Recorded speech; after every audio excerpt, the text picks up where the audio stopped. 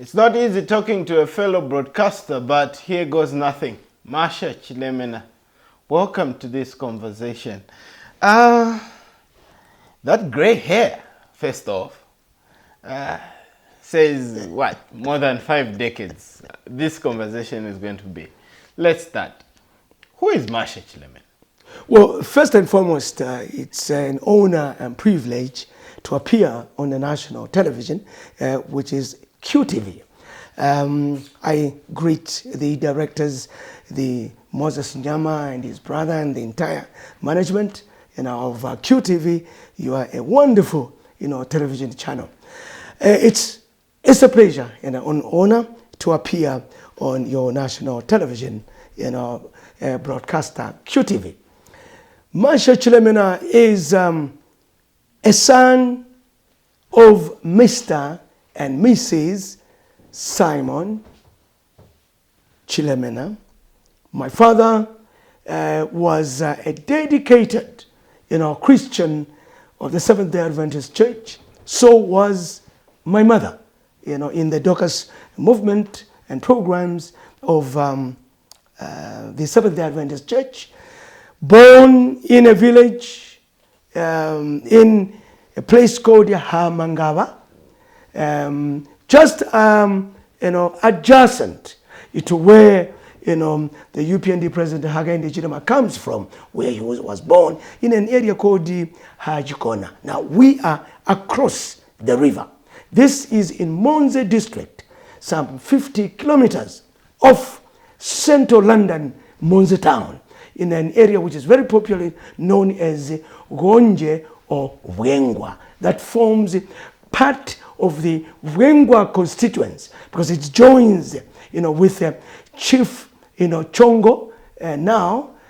So we have two chiefs in Wengwa area, Chief Hamsonde, and in Chongo area, Chief Chongo. So that's who Masha Chilemena, in a nutshell, is. So this is a journey from the village. Let's talk about this thing called football, and that's what brings you to this conversation.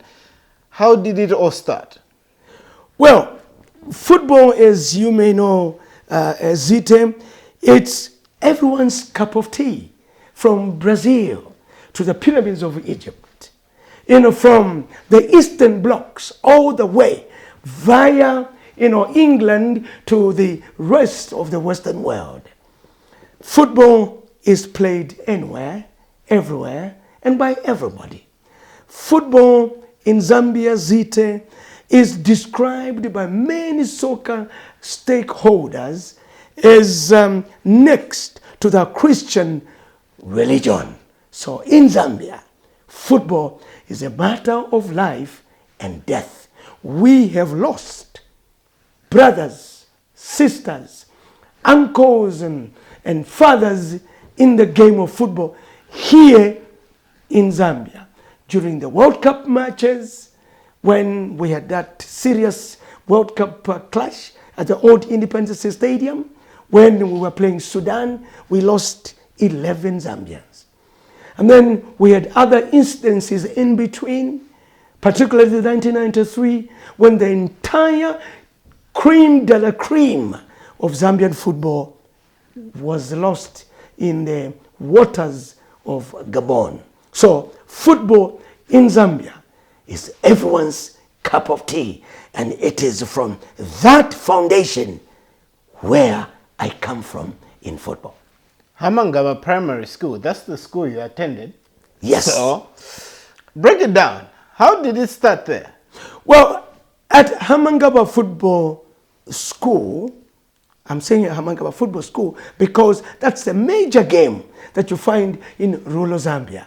The main entertainer of many people, because football cuts across all barriers of language, color, breed, and nationalities, political affiliations. So football cuts across all those barriers. So in the village setup, like Hakainde Hichilema has said, he is a typical villager. So am I, a typical villager. But coming from the foundation of football, cross country, and concert. Now, these are the three areas of entertainment where I found myself. Football, because I was perhaps the most craftiest, footballer in the pitch of play, right from my early, life at the primary school level. And I rose up in my playing football at the primary school up to the level of primary schools, a captain, and ultimately grew up from that platform to the other platforms that are yet to come, as we shall discover in here. And football was a sport that drew crowds from everywhere, in the area or in the vicinity where Hamangaba Primary School is even today. Tell me something, as a villager with hindsight, and I call you a villager with lots of pride. It's something that you are very proud of. In terms of village politics and our African tradition, where does football sit from your assessment?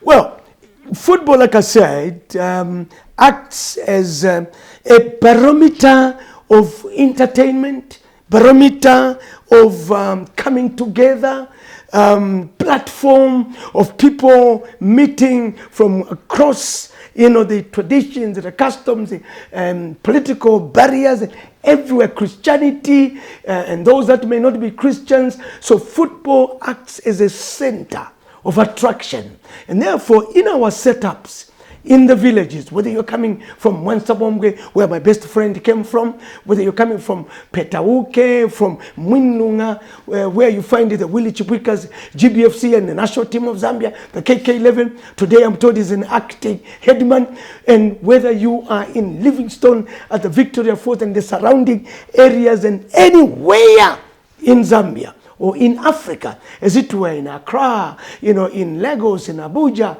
in Kinshasa, in Egypt, and everywhere. Football acts as a center of entertainment or a center of attraction, where even issues beyond the football can be started from, because that's where you find a lot of people. So traditionally, customary, culturally, you will find that in Africa, the in thing is, football. And therefore, because of that, football in Africa brings all of us, together for either information, entertainment, and indeed to be educated in certain different areas of human interest. How interested were the chiefs in that sport? Was it just a passive get together, or were the people they have gathered around that pitch and they are watching? The Bible says your talents bring you before kings, right? But making a name in your village, what did it mean? Well, it put you at the center of attraction, and as a footballer, everybody is looking forward that when there is a football match at Hamangaba Primary School, all the villagers, all the fathers, the uncles, the grandmothers, the headmen, and the chiefs, if they were told that there was going to be a football match at some place, they would all come if they were young in age. except that my chief, Hamusonde, was a very, very old man, and he was known, to be a very good person who loved to enjoy traditional songs, traditional ceremonies. Even when there was football, at his young age, he would go to watch football in Mahiba, Hagunkula, where he was residing. And when we had a new, younger, energetic chief Hamusonde, who is sitting in now, wherever he hears that there's some football tournament organized by his subjects, whether it is the Independence, Cup tournament, whether it is the Christmas, whether it is the festival football tournaments around, he would always find the time. So the chiefs and the headmen and the indunas and all the big banners in the village setups, they would all come, and the women, from the headmen and the mistresses at the many primary schools would be chosen by the headmasters to prepare food for these dignitaries that would come in their large numbers. So to answer your question in a nutshell, yes, the chiefs and the headmen and all the indunat would come and gather together to watch this rare opportunity of meeting their subjects. Let's talk about you and where this football journey has taken you in terms of meeting people. I want to draw your attention to a gentleman called Fanny Hangunyo.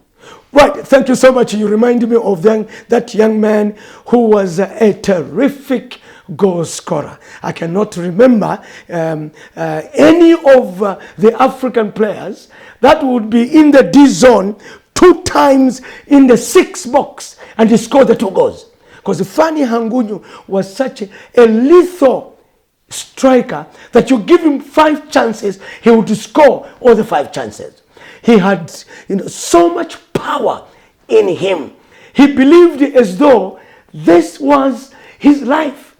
Because when I was at Choma Secondary School, after I left the primary school, we went into secondary school and I went to Choma Secondary School. That's about 1974 when I went there. And during that time, we were moving with either by train or moving by private, public, lorries, if you like, and then would get from Monze town, depending on what time you arrive in Monze town, because I'm 50 kilometers off Monze town. It was not an easy and near distance, so you needed, to really prepare and get yourself into town so that you can get to school on time. But there was this young, brown, young person, very handsome, young Tonga bull, Fanny Hangunyo, with a little, gap here on his front teeth. And that gap made him very attractive, to the gender, side. And, this made him to be very popular. And so as I kept on traveling, between Bonze and Choma town, where my secondary school was, late 74. I met this boy, at How did you meet? we were in an open van, at a place called Muzoka. A place called Muzoka. On your way between Muzoka and Choma, before you get to Batoka, there's a little place called Muzoka, and it's a very popular market, little place like Munyaule here in Chalala, where because they're doing like you go to Kabwe at that Chilemena place where you find a lot of women along the roads. Along the road they do sell a lot of vegetables and different other fruits. So beyond that point, there is an open football ground. And there's somebody who loves the football. The driver had a puncture. So when he had a puncture, we stopped there by the roadside, by the lay-by. We stopped there. And when I heard a lot of noise, the other side, I crossed over, the tar road to go and watch what was happening. And I found there was football. And there was this young number 9. He was a center forward those days, center forward. And I took keen interest when I saw just about 2 minutes of my being there. And I saw this young footballer. I said, wow, this is massive talent. Within the next 10 minutes that I was there, that young man had scored 3 goals in 10 minutes.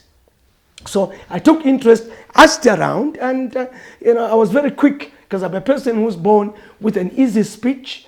I don't have shame. I am not shy. If I don't know, I'll ask. And if I want to know something, I'll definitely freely ask. And very quickly, I got the details of that young footballer.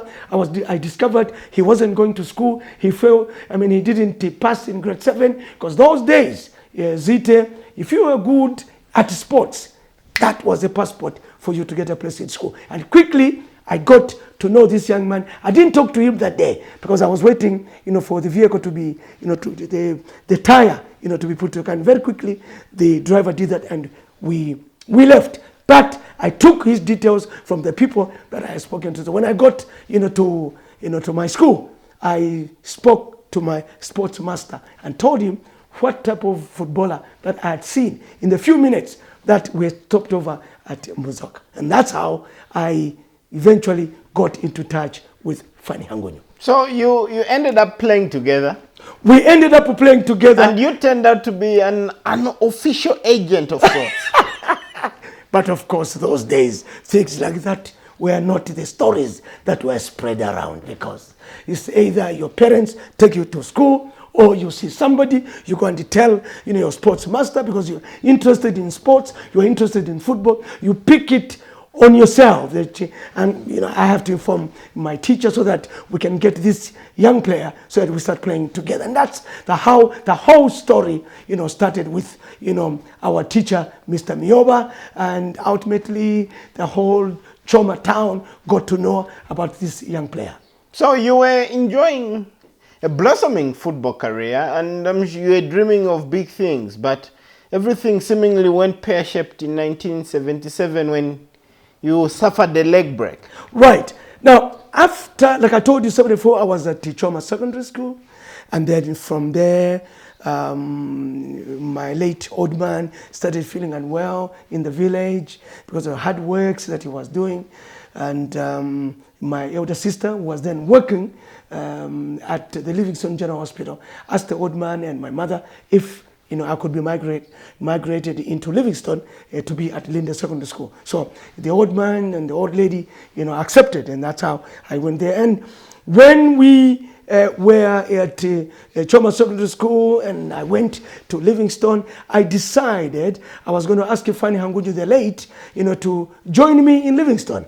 And that since my brother-in-law was in love with football, because he was one of the pioneers of a Standard Chartered Bank football team. The first football team of Standard Chartered Bank, was started by my brother-in-law, Mr. Elson Narubwe, who now is a retired banker and he lives in Chingola, and Mr. Chilembe, our chairman, and then I was also drafted into a team, and that team was called Country and Masters, and that's how I got Fanny Hangunyu, and then got him, to Linda Secondary School. I influenced my sports teacher, there at Linda Secondary School, and ultimately they gave him, a space there, and we started playing football. And then my late, brother-in-law, Mr. Desmond Michelo, who was the chairman of ITT Superstars in Livingston, a team that was sponsored by ITT Supersonic. Many people remember the two-band radio. I don't know where you were, Zite, at that time with your friend, Lieutenant Andrew Chilemena. I don't know where you were. I'm sure you were not yet on this world. So he saw this young footballer from Country and Masters, where we were playing, at Country and Masters. So he got him first, from Country and Masters, and took him to ITT Superstars. And that's where now Fanny Hangunju's football blossomed while I was playing, at Country and Masters. And then we went to play football, at Choma Secondary School. Fanny Hangunyu, myself, Bretius Ahawundu, John Skomba, the policeman now, somewhere on the Copper Belt, Chola, and many other footballers who were a thorn in the flesh of footballers of that time, in all the provinces of Zambia, especially the Copper Belt and Lusaka, where the FAS, the Football Association of Zambia, and then I think Mr. Tom Mutine, Uncle Tom in Dola. How are you, Uncle Tom? We pray for you, and we thank you for all the football. We won the Africa Cup for you in 2012. So there was this inter-secondary schools and inter-provincial football, tournaments. And then, so when we came to Choma, at an inter-secondary schools game between Choma Secondary School and the Linda Secondary School, we were a terrific team at Linda. There was Mundindi. There was Amos Mundindi, Amos the father of Matthew's Masha and Louis Masha. That was Amos Mundindi. Then there was his young brother Babo Mundindi. So we were playing in that team and we were leading 4-0. 4-0 in the first half. All the 4 goals were scored by the late Fanny Hangunyu. And all engineered by myself. I don't want to give myself credit, Zite. I was a craft. I was a cunningly intelligent midfielder. And I used to give Fanny, killer passes. What we called killer passes. Not what we see these days. Once I've got the ball, I knew where Fanny Hangunyu, once he realized I've got the ball, he knew where I wanted him to be. I would just shout, Fanny! He would run from wherever he is to go behind the defenders. He would find the ball in front. And face to face with the goalkeeper, that was easier to score than taking a cup of water. And the old man, the late Daniel Munkombe, who was the owner of Choma Tigers, didn't like my leaving Choma Secondary School to go to Linda Secondary School. He kept on shouting in that game, I can remember. Amugacholega zungwago. Agoga zungukagaleta mapens. Meaning, you break the leg of that colored boy. That white boy is the one who's giving problems. Well, I don't mean to talk like this because he's not there. Wow. Even if he was sitting on the same shore with me, I would remind him. Yeah. Uncle Mkomge, you see what you're saying? Do you remember what you said that time? And here it is now. I got a prize of this. I don't blame him. It's the name of the game. Tell me something. That era was rife with talk of schoolboy internationals and that we had talented players playing. On the age front and on the magnanimity front, did we mismanage schoolboy internationals? Yes and no. Yes, because the Football Association of Zambia then only concentrated, in Lusaka, Kitwe, and Ndora. Only 3 towns. This is where they concentrated, their scouting abilities to look at various other footballers that could have been in the Zambia schools. Because I do remember there used to be Zambia Youth Football Association.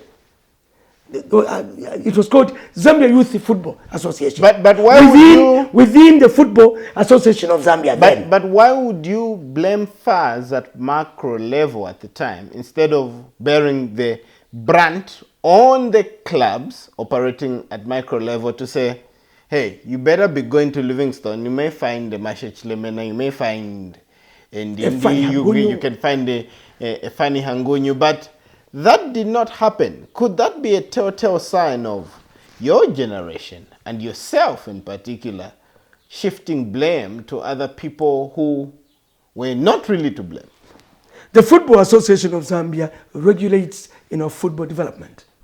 And the Football Association of Zambia has got its agents who are the clubs. If and when the Zambia Football Association, Zambia Youth Football Association, were informed, and I'm pretty sure they were informed, because out of our generation, that's where you found the players like Charles Mwansa, who was playing for Zambia schools, who was selected. We had another guy who was nicknamed as Amini from Monza Secondary School. You had players like Louis Chishala, Paul Chikwanda, from St. Max, Secondary School from Southern Province. You have people like Clement Hamamba. They were coming, from Southern Province Secondary Schools. People like Abi. These were excellent footballers. They were playing in the Zambia, youth team. And therefore, it was a duty of the Football Association of Zambia. Because at that time, in Southern Province, there was no single team that was playing in the FAS Division 2. Because at that time, there was no Division 2. There was no Division 3 in Southern Province, no Division 4. There was only Division 2 in Lusaka, Copperbelt. And of course, in Livingstone, there was a team which was called ITT Superstars. All right? Now, surely, ITT superstars and fans had the records. They beat almost all the teams on the Copper Belt, Tondo Stars, Vitaform, Kalushi Stars, Kito United, Big Coke, Rayton United, Chuempala Leopards, Wutondo Western Tigers, Lubengele, Mufurila United. All those teams were there. They were all being bashed. 7-0, 9-0. In other words, fans had information about that team. Are you angered at the way the fans of those days managed that talent? You're saying that you're in Southern Province and very few teams there, but the tentacles were not really spread. Do you feel that you're a victim of circumstances? Absolutely. In terms of where you started playing football? Absolutely. Because at the time, Zite, we were playing our football in my generation in Southern Province that time. None of those footballers could have been left in the KK11 or the younger KK11, which would ultimately take over from the Godfrey Chitalos, Dick Chamas, Boniface Mtowezi, and all these big brothers. We were a cream de la cream of footballers. We were not taught by the coaches. We were born footballers. For example, I'll tell you, we had a number 10. Up to today, he's still alive, and I give respect, to that man. His name is Mabin Mudala Nyirenda. With due respect to the late Alex Chola, who was called the computer, that man, Mabin Mudala Nyirenda, was twice Alex Chola. I'm not insulting Alex Chola. Even if Alex Chola was alive today, I'll tell him on QTV, there was somebody called in Livingstone called Mabin Mudala Nyirenda. The things that he used to do with this baller football, no single player in my 200 videotapes, Zite, that I've got in my library, from Brazil to everywhere, I've not seen a player who can play like twice as much as Ronaldinho. But what if someone... But he wasn't picked in the national team. No, but what if someone is going to say, sour grapes, Fanny Hangunyu made it to the very top. What is Masha Chilemena saying? Because Masha Chilemena was not seen by Mr. Tom Mutini and his executive committee during his playing days. These boys that are playing midfield now, I can tell you, I'm not priding myself. None of them, could have had what I had as a midfielder. I would not come out of that game without giving 5, 6, 7 assists that will end up as goals.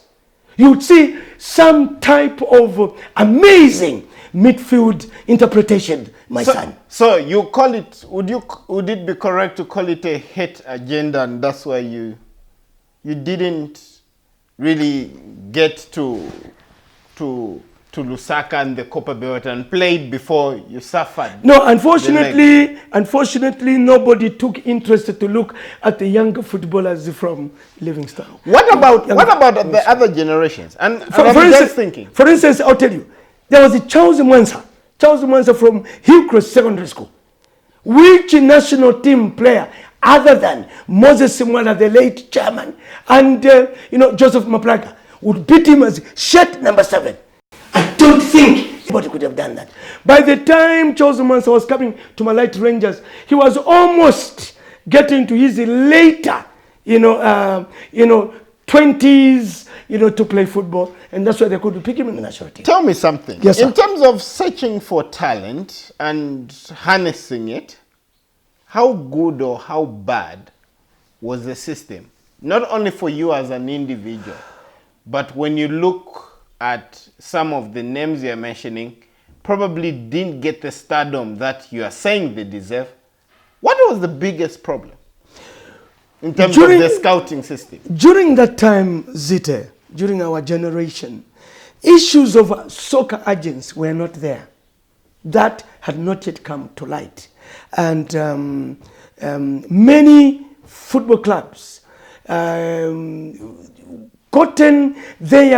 got their players through the ZCCM influence of sectorial community arrangements within the townships, within the compounds. They were able to get all these players around, and they would not open their eye for players outside the ZCCM arrangements. And therefore, this caused teams like Rokana United, Kito United, Ron United, Mufulira Wanderers, Konkola Bancroft Blades, and, City of Lusaka, to concentrate within the encatchment areas, within the townships and the communities. But so didn't make that sense was fast. That it was corporate first. social responsibility, and they were giving back to the community where they were directly operating it. Absolutely, that was that. But for FAS, the Football Association of Zambia should have utilized, the exposure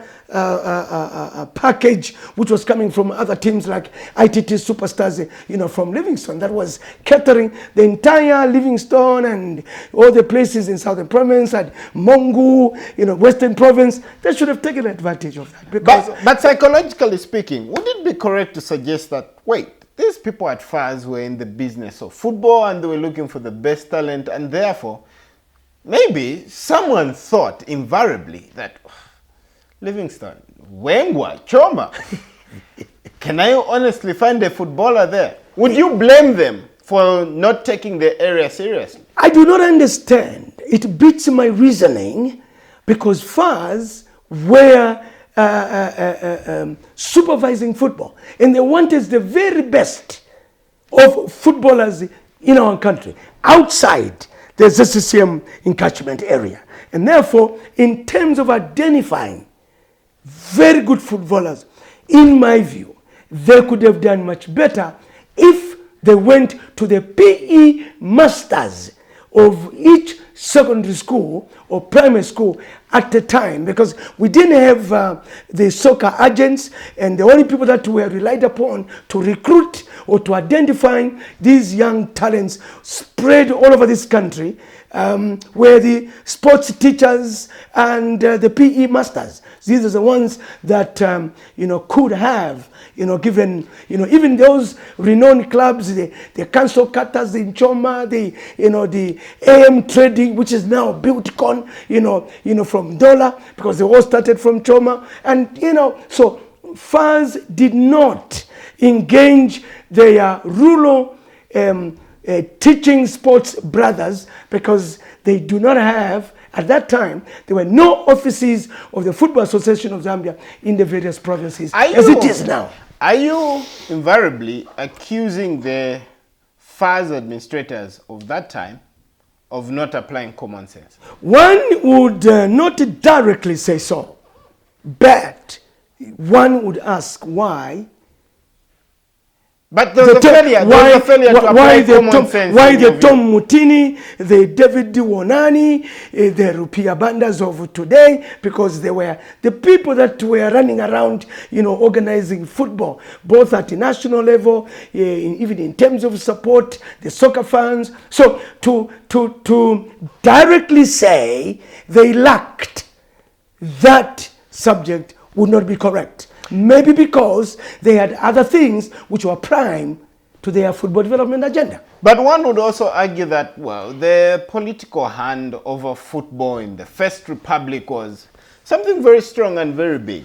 Was there an absence of political will, therefore, to actually say, look, there are these far-flung areas that are far away from the ZCCM catchment area. There could be a player in the corner of the country, and we're not going to look for that talent because ZCCM is spending its machinery along the line of rail.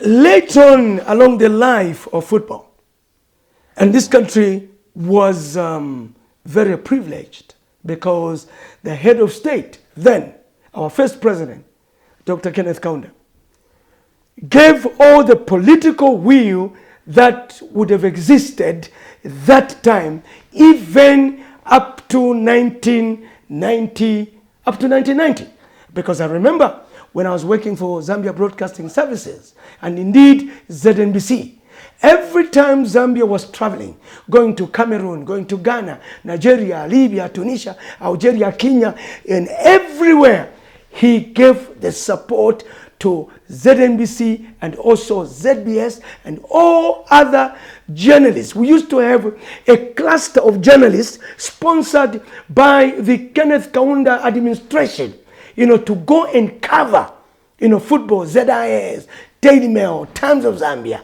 ZNBC radio, ZNBC, television, and national media.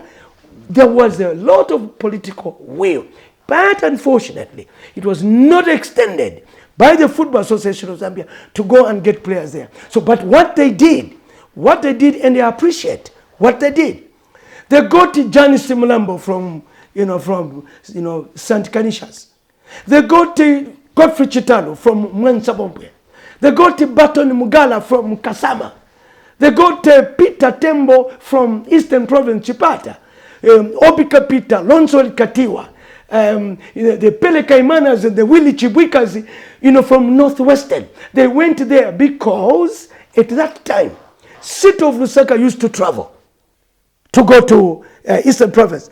Green Buffaloes under Commander Kingsley Chinkule used to travel to Northwestern. Mufulira Wanderers wants to travel, going to Luapula and other places. Ndola United used to go, to other places in Luapula, Northern Province, Eastern Province, and the Central Province. A couple warriors were also traveling all over. But they only went there to go and get these players for Division 1 football. Now, you have done a very good job in trying to acquit the presidency in the First Republic regards whether they had the support. So they're saying the support was right. The support was there, City. Then I push in the next question. What was the problem? Because you have accused the system of being highly ineffective to the extent that they didn't go and mop the talent that you felt was not being combed properly. Well, Zite, you are putting words into my mouth. I didn't call them ineffective. I asked a question, which I would even ask, Uncle Tom Mutine today. Why didn't you get to these rural areas where we can find an Edward Msonda? So straight from Kasama Academy with Mpande, that young man, and that boy today is enjoying so much dollar because he's playing abroad after having been discovered from rural Zambia. It means we have so many Edward Msondas, so many Godfrey Chitalos, so many Jackson Mbunes, so many Fanny Hangodos. At personal level, then, right. At personal level, I want to know, what is your assessment of the situation?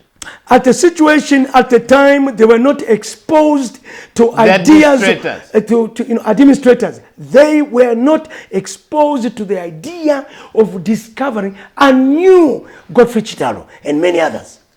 For some reason, best known to themselves, they called the national team between Lusaka and Copper Belt, and they called it the national team. I wouldn't do that. Would you say that that generation was guilty of handing over that tendency to subsequent generations, and that has shot us straight up to 2019? And yes, the conversation continues about whether our talent identification systems are in order. One would say no, that we have problems in identifying local talent from rural Zambia because FAS has its agents in the affiliated clubs that are playing FAS regulated football in all the provinces. Of course, it doesn't take Andrew Kamanga, Rix Mwemba, or Jonathan, Mulenga, or Lee Kawanu, or the other members of the executive committee to go out there to go and look for players. No. The ones that must do that are the affiliated clubs of the Football Association of Zambia. Depending on the relationships, between the Football Association of Zambia, Executive Committee and its football executive, its football house, and the respective football clubs, then they would not get these names. Isn't it an automatic relationship? Think of it as father and son. You don't expect them to have a checkered relationship, do you? Perhaps not, father and son. Somebody has got to stimulate that. And I'm wondering why they have this difficulty of getting excellent footballers for the senior Chipolopolo. And yet we left a system, my executive committee of 2008 to 2012, before even we get there, we left a system which taught the trainers of the trainers of football, which would mean that the trained trainers would easily identify a player from Kamfisa, a player from Kalomo Jettas, from Petauke United, from Mununga, and send this name to the football football officials, because right now we left a system of football administrators from the provincial level. Okay, tell me something.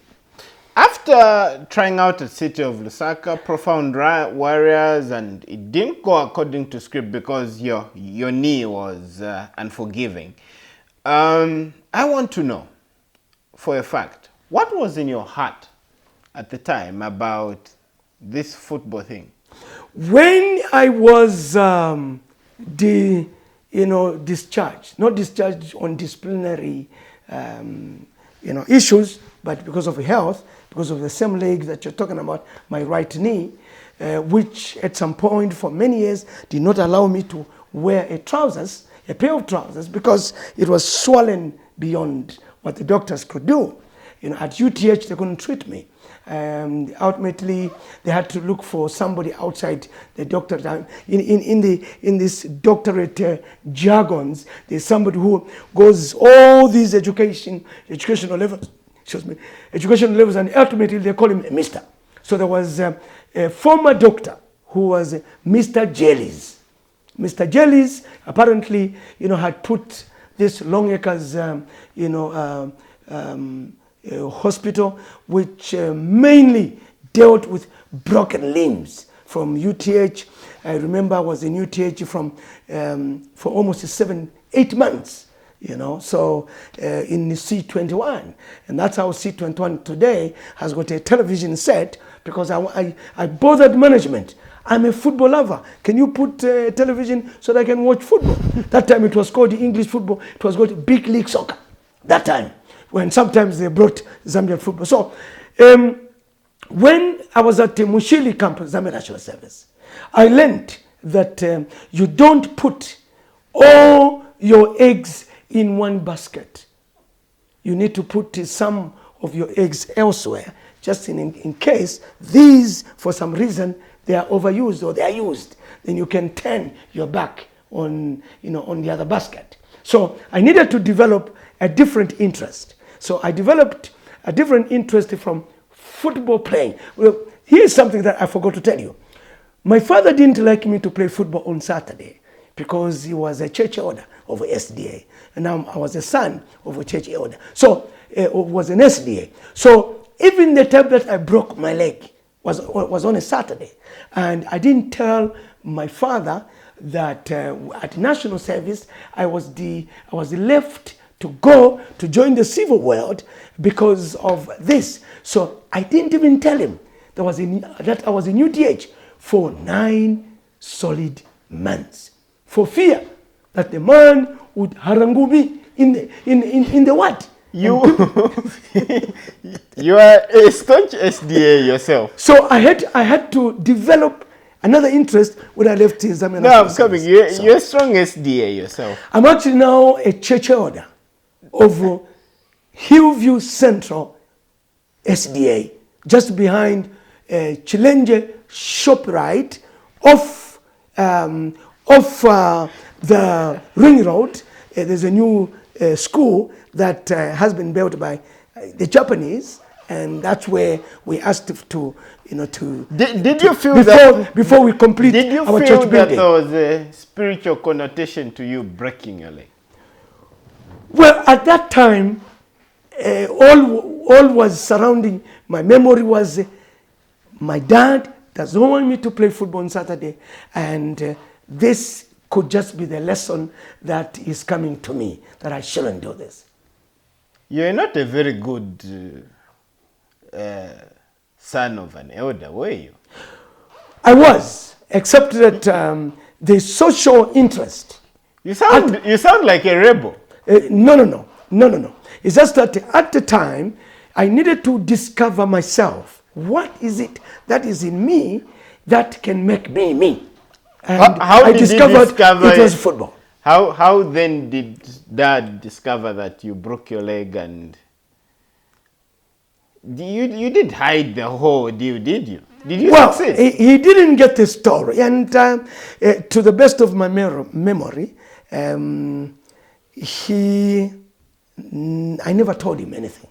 So if he never discovered, if he never asked me why were you not talking to me between this and that, he didn't ask. He didn't discover, because I made sure that he didn't get the story, unless he got it from people who were keeping me. But he didn't know Mr. Matthias Imyandi. Of course, he knew my first cousin, Mr. Manchod Hachilube, but I don't think that he got the story. He would have barracked me. He would have definitely picked a shambok and shamboked me. Wow. Let's talk about you as a commentator, shall we? Right. How did it all start? So leg broken, tossed, you can't put all your eggs in one basket. You were right when you said you tried at City of Lusaka, you tried at Profound Warriors, you tried at Lusaka City Council. Things couldn't work out because your leg kept on giving you problems. So, and then that's when I realized that since I had this ability of talking in public places using a megaphone or just shouting on top of your voice and people will be listening to you, then I said, let me try this other line. And because at Zambia Broadcasting Services, which was 1979 all the way to 1998, I was employed as Tonga section, vernacular announcer, but in the process, there was a compulsory, program of sending people for assignments to do football if there was a football match. And I happened to have grown the interest of going into football matches. And my good friend Matthias Himiandi, who was a commentator then from Tonga section, and Mr. Christopher Boda. Matthias is late. Mr. Christopher Boda is now a retired ZNBC employee, but a church elder also today of SDA. Used to carry me every time they were doing football commentaries, because that time assignments were strictly given to those who were discovered by the section heads that this one is interested in this line. So they had to tell, our boss, Mr. Baxo Manao, the late, and also Mr. Matthews Manduvansi, the late, that this young man is interested in football commentaries. Let me ask this. As a devout member of the SDA church, the church is very strict about not working on a Saturday and after the sun goes down on a Friday. Honestly speaking, how did you pull it off? Many football matches are played on the Sabbath. What was your defense for doing that? It's because you had to hide a leg break, but now you're going to be working in public, and everyone knows that you're SDA. Oh no, he's my churchmate. And now the commentator is working on a Saturday And the commentator afternoon. was all over 30 countries with Dennis Liwewe, sometimes doing commentaries on a Saturday. That's very true. I find no excuse for having offended my God for not doing what we were taught in the Bible to remember the Sabbath day. Did any part of you feel like the doctrine was being misinterpreted? By myself? No, believing that it's a God-given talent. So if God wanted me to be a commentator, gave me this talent to be a commentator, why would God have a problem with me going to work on the same day that He said that I should rest? Fortunately, God does not put aside perceptions of individuals to satisfy themselves for doing what they want to do. His law stands firm. The Sabbath question, the Sabbath worship, was designed by God in the first week of creation. It stands straight, true, honest, authentic, even today. Those So for how many years did you defy that position? Well, I can't remember how many times, because a sin is not judged by the number that you do. But I'm sure many people came to you and said, listen, Brother Masha, you can't be working on a Saturday. Your SDA, this is wrong. Yes. How did you balance that? Well, it was difficult to balance, and that's why at some point I had to quit football. In all its aspects, I had to quit football. How did you How did you get your bread and butter?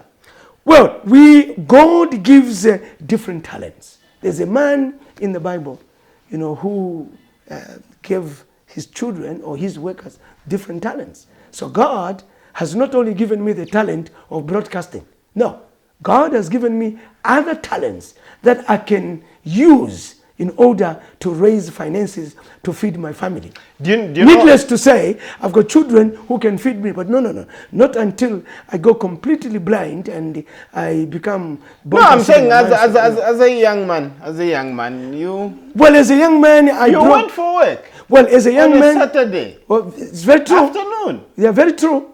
Very true. And that's why I'm saying I find no excuse for breaking... You're just being defiant at the time. Well, I was just stubborn. Fortunately, God wanted me to grow in my Christianity life. And did you consider going to another church? No. Why? Because I discovered in the Bible, there's only one day of worship that God has declared from the creation of the world to date in the Bible. Is this the same thing you're saying 30 years ago? When I was with the national team and Dennis Liwewe in 1989, may his spirit live in peace. Many people say, may your soul. No, sir. Your soul does not live when somebody has died. What lives is the spirit of God. In other words, the breath of life that God had breathed in the nostrils of what was purportedly a human being. I mean, a person. But it only became a person, a living being, when God, breathed the spirit of life into some molded person. And then when somebody dies, that spirit is the one that goes back to the Creator. But the body goes down. So Dennis Liwewe and myself were in Italy, 1989, with Incana Red Devils. It was in Italy where I bought a small book which is called The Faith of Our Brothers, written by Cardinal Gibbons of the Catholic Church, who was the man number 2 to the first Pope of the Catholic Church, who gave me an insight of what this worship day Saturday is. Because this man says, and I quote, you shall read the Bible from Genesis, the first book in the Bible, to Revelation, the last book in the Bible. You shall not find the sacredness transfer of the biblical instruction to transfer the seventh-day Sabbath worship of God to the first day of the week, Sunday. So then that's when I realized, hey, wait a minute. I've been working on the Saturday, which is the Sabbath of God, which is the day of worship. I've been making mistakes. Here is a very senior man of the church, of the Catholic Church, saying you will not find the change. So it remains the same Sabbath day worship. I've just been stubborn. And to conclude it all, on the question of working on the Sabbath, I was merely stubborn. Because you had to survive? Yes, because I had to survive. I can tentatively answer like that.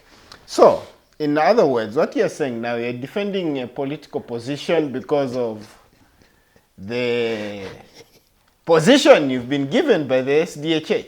No, it's not political. It's a spiritual truth that after so many years of teaching by my parents, I sometimes kept, sometimes I didn't keep. I came to a job, told my employers, I'm not supposed to be working on this day. But as you know, broadcasting, like in the section where I was, there was no such problem, because at the time I started work, football commentaries were being done on Sundays at 2 o'clock.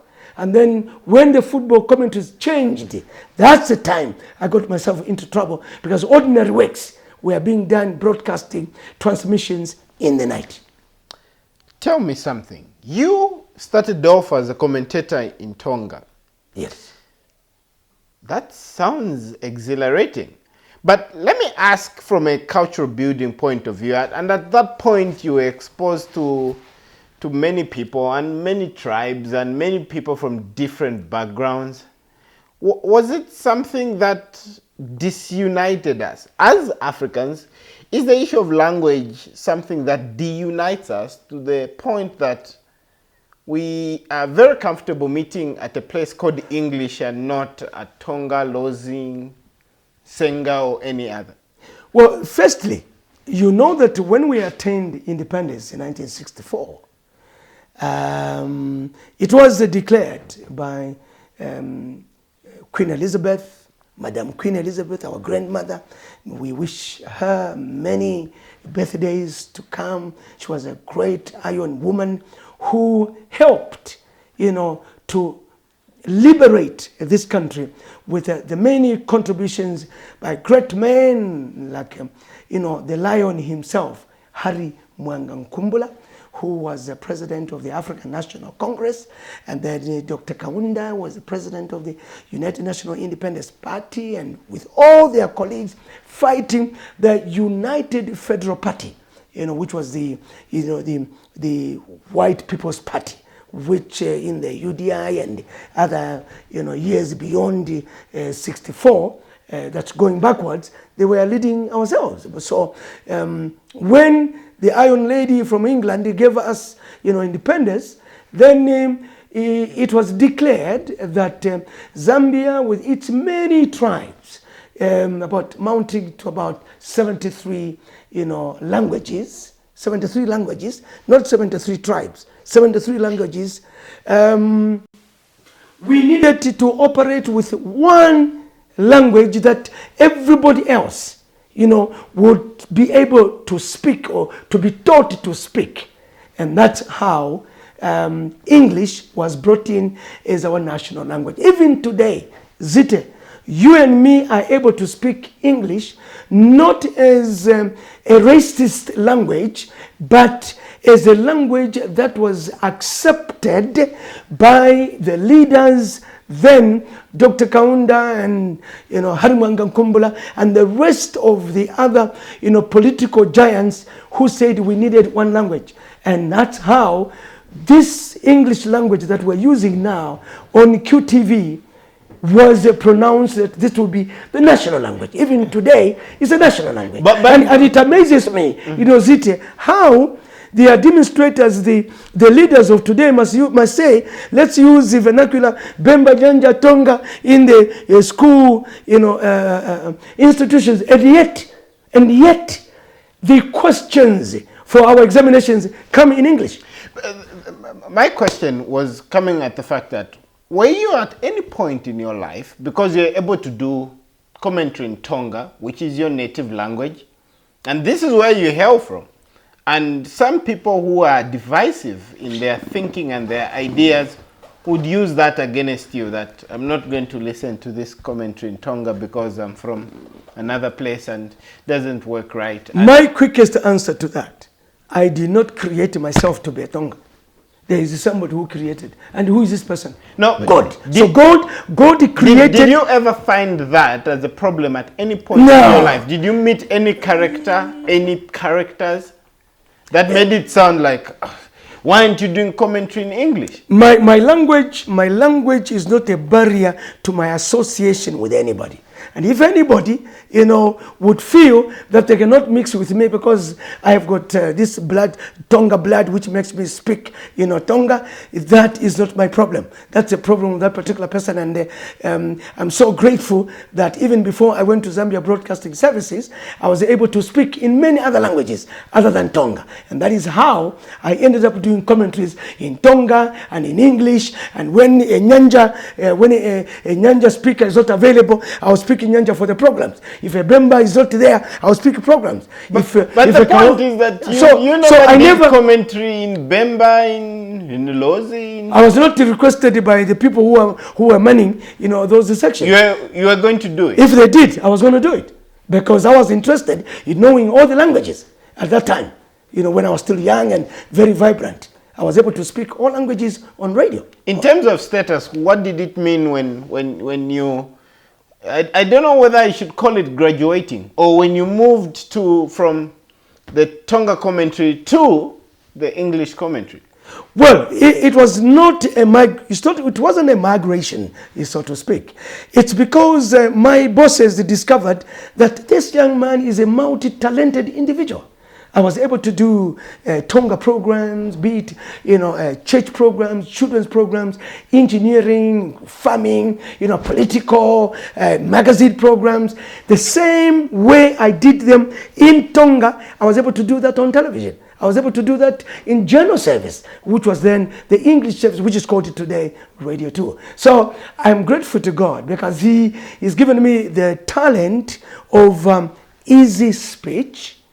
I am eloquent and articulate in any subject that I want to conversate. I first of all, look around myself. What do I know about this? And I'm going to do this. So what do I do? What do I have to do? My late father taught me, first of all, I must make a choice. What is my choice? My choice is I want to do this. The second question will be, how do I do it? Tell me something. What impression did the late Dennis Philip Liwewe have on you? Dennis was the voice of football.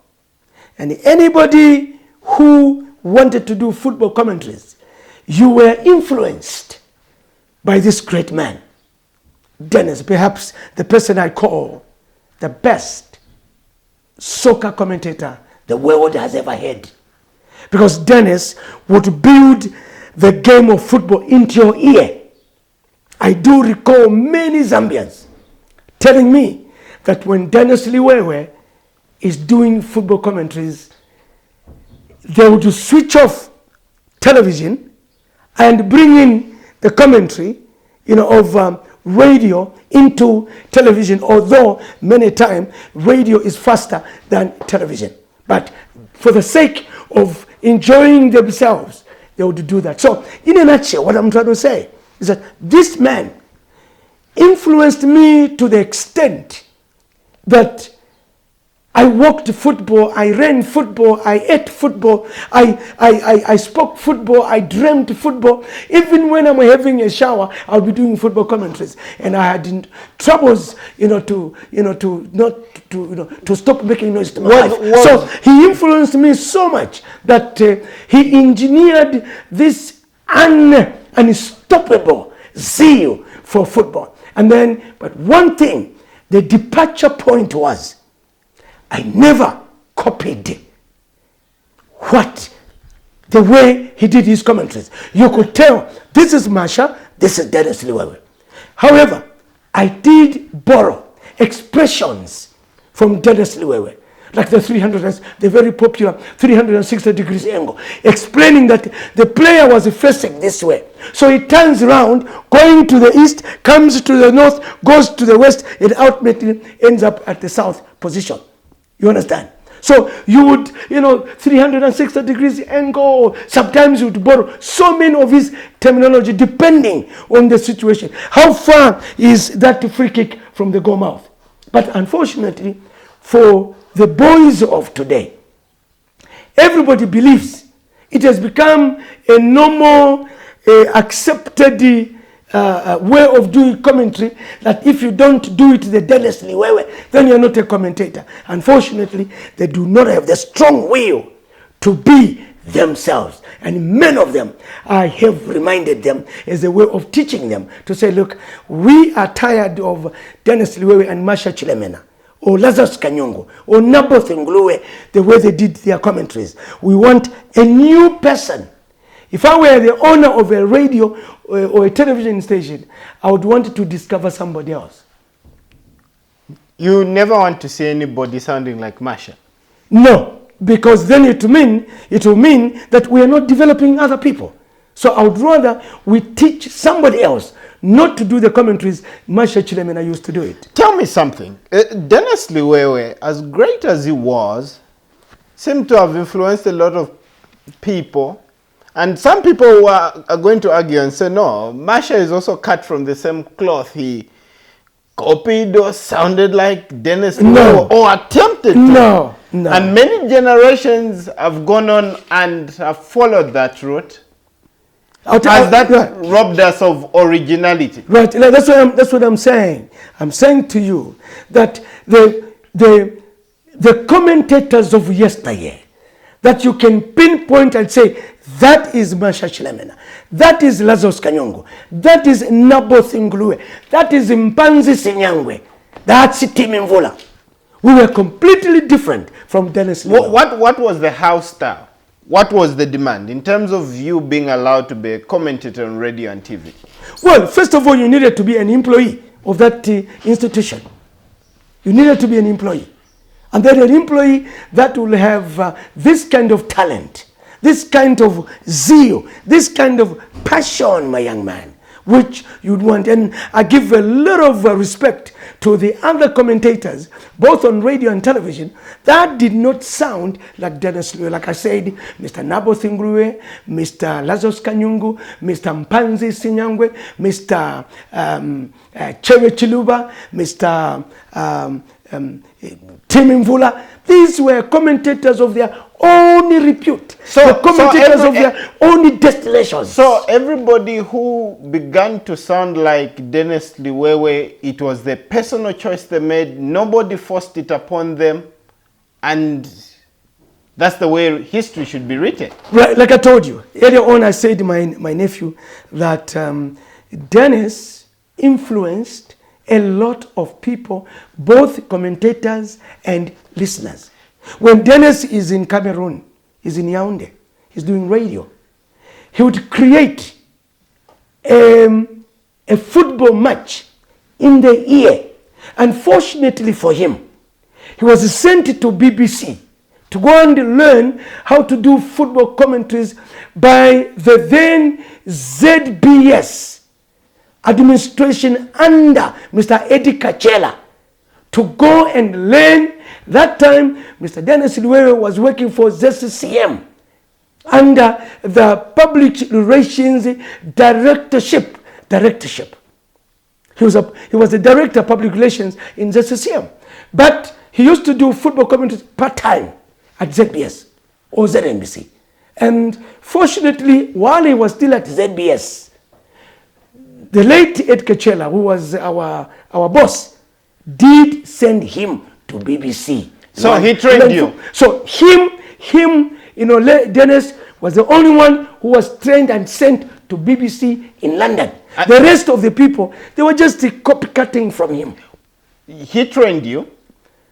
As a result, when Dennis came back home, who was training the commentators? He trained me in the sense that he was not teaching me word by word how to, no, because even I was already a footballer. So from understanding football, from the technicality of football, he found that I knew the game very well. I knew the rules. I would not go in the dressing room to go and get the names of the players. No. I would see the players as they are walking. I would tell Dennis if he hasn't gone. Because one day at Independence Stadium, he wanted to test me whether I knew the names of these footballers. All right? He didn't go to the dressing room. I didn't go to the dressing room. So we just saw them coming. So as they were coming, he started asking, Masha, tell me, who are the Zambian players? I told him, that is so-and-so, that is so-and-so, that is so-and-so, that is so-and-so, up to the last player, and we just looked at the numbers.